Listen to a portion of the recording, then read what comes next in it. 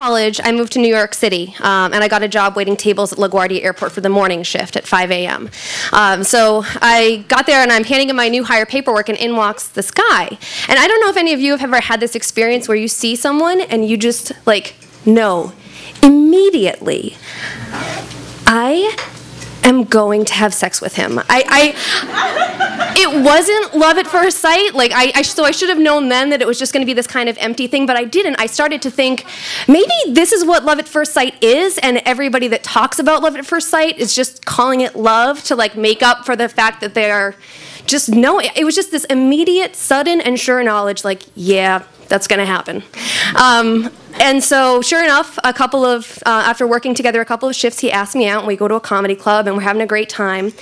But I didn't drink that much in college, so the 3-drink minimum at the club is starting to hit me kind of hard. But we're having a great time, so he invites me out for a 4th drink and a 5th and maybe a 6th. I'm completely lost at this point. I'm wasted, and next thing I know, we're in a cab going back to his place. But not in a bad way. Like, really, like, I was so happy, and the world is flying by outside the cab, and lights are sparkling, and I'm in love, and everything is magic, and it's just the best night ever, and I really needed that at that point in my life. And we go to bed, and I went to bed feeling like Cinderella, and I woke up like on the set of Train Spotting. Like, I look around, and I'm like, oh my God, I'm in this mess of rooms that get rented by the week in the Bronx, and he's passed out, and the whole thing just starts to feel a lot less like love and just a lot emptier. And I need to be at work in an hour and a half, and I have, as I'm starting to feel that emptiness, I start to think, oh my God, wait, no, I am literally empty. Like, I don't have my keys, I don't have my phone, I don't have my wallet, I don't even have my cardigan that I put over my slutty little tank top so that I could look like kind of classy but still good. So I have nothing. I must have left it all in the cab or something, so now I'm panicking, and I decide, okay, I'm gonna get a cab back to my place. It's $40, I don't have that. I'll get to my home, my roommate will let me in, I'll grab some cash, I'll pay the cabbie, everything will be fine. I explain that to the cabbie, he's good with it. My roommate was not good with it because my roommate was not home. So now I'm standing outside my stoop in Brooklyn, and this cab driver is getting really mad at me, and I'm trying to convince him, if you just give me your contact information, I swear to God, I'm a good person. I will pay you double what I owe you at that point. Okay, I promise, but he's not buying it. And we're arguing back and forth, and it's getting more and more desperate, and all of a sudden I'm like, what? What do you want? Like, I have nothing. What? What do you want? I can't give you anything. But he disagreed.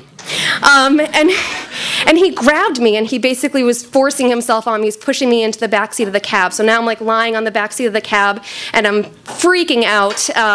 And I kicked him, like, just hard enough to kind of push him away for a second, and I hop out the other end of the cab. And now I'm running down the street in my heels and my stupid little skirt, and I fall, and I skin my knee, and I'm crying like a child. So now I've got, like, mascara running down my face, I've got blood running down my knee, and I must have just looked like just enough of a hot mess for him to take pity on me and leave.